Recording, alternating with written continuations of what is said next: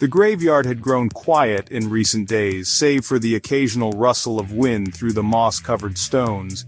But tonight, I felt a shift, a disturbance in the stillness. Someone had entered my domain.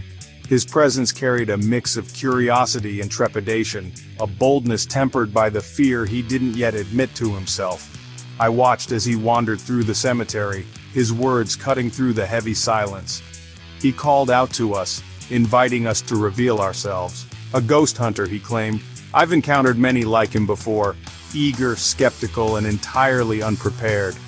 He stopped near Dawn's grave, mentioning the old warhorse. Poor Dawn, forever tethered to this place, his restless spirit echoing in the faintest sounds of galloping through the grass. Dawn's loyalty to his master keeps him here, though his master long since abandoned him to time. The hunter moved on, his camera lingering on the mausoleums. He marveled at their grandeur, noting how they resembled a neighborhood of the dead. One in particular caught his attention, the bricked-up mausoleum. I could almost hear his thoughts as he pondered why it had been sealed. They all wonder, but no one ever dares to find out. He knocked on the cold stone as if expecting an answer. I stayed silent, letting the weight of the cemetery settle around him. The air grew colder as I moved closer, my presence brushing past him like a shadow in the night. He shivered, but pressed on, his courage carrying him deeper into the graveyard. When he reached another mausoleum, I decided to play. A faint shuffle of footsteps echoed around him. He froze, his breath hitching as he scanned the darkness. I let him catch a glimpse of me, a fleeting shadow darting between the stones. His heartbeat quickened, and I reveled in his growing unease. He called out, demanding to know who or what was there. I answered with silence, letting the stillness stretch thin before breaking it with a soft whisper, just loud enough for him to hear. He turned sharply, his eyes wide, but I was already gone, watching him from the periphery. The hunter's resolve wavered as he approached the bricked mausoleum. He muttered to himself, questioning why it had been sealed, but he would never understand. That place holds secrets far older and darker than his camera could capture. I whispered again, this time closer, letting my voice wrap around him like a chilling wind. He spun, the camera trembling in his hand. His courage faltered, and I felt the familiar satisfaction of fear taking hold. Finally, I let him see me, a smirk barely visible in the moonlight, a figure cloaked in shadow. He stumbled back, his breath catching in his throat. Before he could process what he saw, I disappeared into the night, leaving only the sound of his racing heart. As he hurried out of the cemetery, I remained behind, watching from the darkness. He would return. Curiosity always brings them back, and when he does, I'll be here, waiting. The quiet cemetery had been my sanctuary for decades, a place where time seemed to fold in on itself, trapping me within its borders. Most visitors ignored me, passing by my mausoleum without a second glance. But tonight, something was different. A presence stirred the air, a living soul, bold enough to call out into the night, daring the unseen to respond. He called himself a ghost hunter.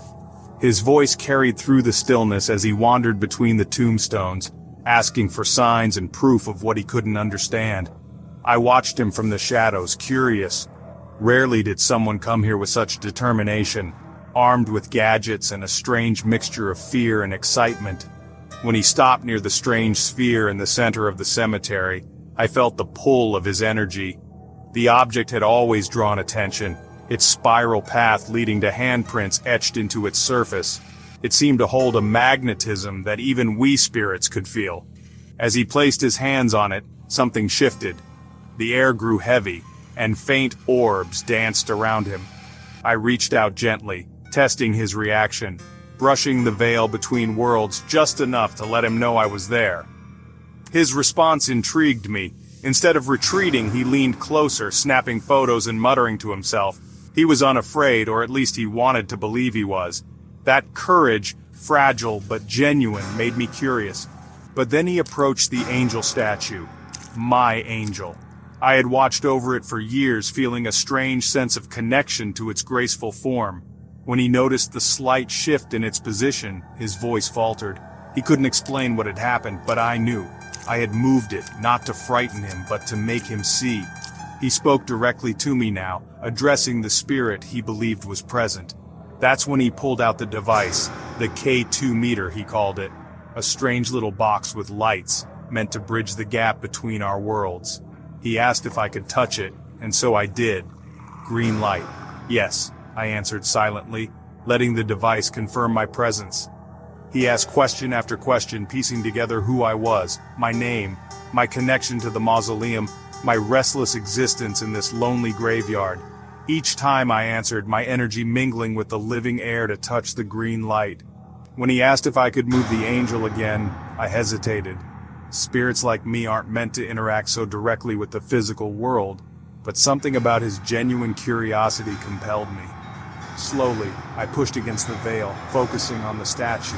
It moved, ever so slightly, and his sharp intake of breath told me he had seen. "Thank you," he said, his voice trembling. "Gratitude, not fear. How rare." As he prepared to leave, I watched him. I had revealed more of myself tonight than I had in years, but his presence had given me something too, something I hadn't felt in decades. Connection, recognition. He would leave soon, taking his stories and proof with him, but I knew he'd remember me just as I would remember him, and perhaps one day he would return and I'd be here, waiting in the stillness, ready to be seen once more. Introduction of the horse's spirit. The night air stirred faintly over my resting place, and I felt it again. Another visitor. Long years had passed since the earth was laid over me, yet I remained tethered to this ground, as loyal in death as I had been in life. Colonel Marshall, my rider and companion, had seen to my burial here, and though I couldn't explain it, my spirit lingered. The living rarely paid me mind. Their attention was drawn to the mausoleums, the statues, and the whispers that flitted through the air like leaves on the wind. But tonight, the man with the strange glowing devices approached my grave. His voice was kind, though filled with awe and curiosity, and I could sense his intentions were not malicious. As he placed the apples near my resting place, I felt a pang of warmth, an echo of the bond I once shared with the colonel. I had not tasted sweetness like that in so long, yet the gesture itself stirred something deep within me. Then came the device, the small box with flickering lights. He called me by name, speaking as if I were still the proud steed I once was, carrying my rider across battlefields and home again. "Dawn," he said. "Buddy, I brought those for you." The box began to glow and I pushed against the veil, letting my energy surge toward it. Its light responded, flickering and spiking in a way that made the man's face light up with excitement. He knows, I thought. He knows I'm still here. For years, I had been bound to this place, watching as the world moved on without me. But tonight, this man had remembered me, speaking to me as if I were still more than just a forgotten grave. He leaned closer, his voice trembling with excitement. "Look, it's spiking! It's spiking!" I felt a sense of peace then, knowing that my presence was recognized. Perhaps I had lingered too long, waiting for something I couldn't name. But tonight, I had been seen, remembered, and even thanked. As he stood there watching the lights dance on his device, I let my spirit rest. The apples were a kind offering, but it was his recognition that truly nourished me. Perhaps it was finally time to let go. The Watcher of Dawn's Grave. The silence of the cemetery was a comfort to me, a shroud that kept the living at bay. For decades I'd guarded this place, not because it was my charge, but because it was mine. This ground held my history, my pain, my end, and no intruder had ever dared linger long near my domain. Then tonight I felt the shift before I saw him. The living always carried their noise, their bright lights, their restless energy that scraped against the stillness of the afterlife. I watched as he moved among the graves, speaking loudly into the night. Why do they always talk so much? When he reached Dawn's grave, I stirred. Dawn, the colonel's faithful warhorse, had never been anything but kind, even in death. I respected the creature's loyalty, but this man with his strange devices and his arrogance was different.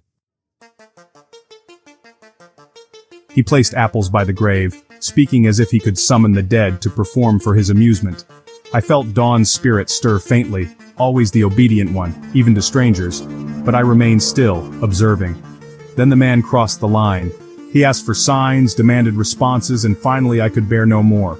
When the sound of trotting echoed through the night, I let my presence be known. My voice cut through the air, sharp and deliberate. "Leave." The man froze, his bravado faltering. "Good. Let him feel the weight of this place, the weight of me." "Who said that?" he called out, his voice trembling now. I didn't answer. Instead, I let a whisper escape, weaving through the air like a thread of smoke. "Go." His fear was palpable and I reveled in it. He shouldn't have come here. This is not his place. He muttered something about grabbing his device, his bravado returning just long enough to excuse himself. Good. He was leaving. But then, as he fumbled with his equipment, I noticed his gaze linger on the mausoleum. The lights inside glowed faintly. A trick of the spirit world, meant to keep the curious away. Yet he stood there, staring, questioning. Foolish mortal. The air around me grew colder as I reached toward the door. I wouldn't allow him any closer. He knocked, and the sound echoed in the stillness like a drumbeat in a tomb. That was enough. I sent a shadow flickering across the lighted glass, letting him see the faintest hint of movement. His breath caught, and I felt a flicker of satisfaction. He wouldn't dare knock again. He stumbled back, muttering to himself, his confidence shattered. As he retreated, I stayed rooted to the ground, watching, ensuring he truly left. This was my domain, and the living were not welcome here. Not tonight, not ever. I have watched decades pass from the confines of this cold, unyielding mausoleum. The name Smiling Jack, a cruel echo of the face I wore in life, has become a haunting joke among the living who dare to disturb my rest. Tonight was no different. I felt the vibrations of approaching footsteps long before I heard his voice. Another thrill-seeker, armed with flashing lights and buzzing devices. They always come at night when their courage is bolstered by the darkness, and their foolishness outweighs their sense.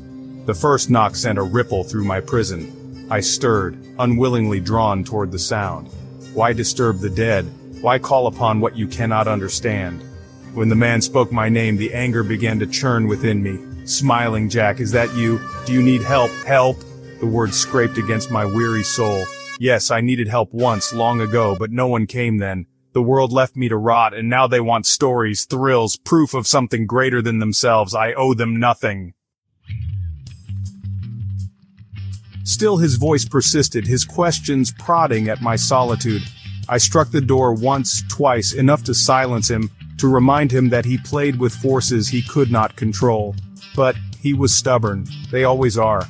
When he set that glowing device by the door and urged me to touch it, I almost laughed.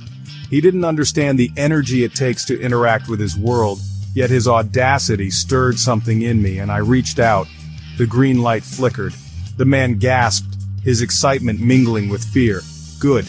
Let him feel it. The weight of my existence, the burden of being trapped here. When he knocked again, I spoke. My voice was a faint echo stretched thin across the veil. Let me out. He froze. I could sense his hesitation, the pounding of his heart. For a moment, I almost pitied him. Almost. But his curiosity won over his fear, and he pressed on, calling to me, demanding more signs. The shadows in my tomb twisted and writhed as I moved closer to the small barred window. I wanted him to see, to know. My form, once human, now a shifting void that flickers between light and darkness. The faint glow from within the mausoleum wasn't for him, it was for me, a cruel reflection of the world I no longer belonged to. Finally, I had enough. The weight of my presence pushed him back and his voice faltered. The birds began to sing, their songs heralding the coming dawn. The living always retreat with the sun. Thanks for watching our video, and don't forget to subscribe our channel.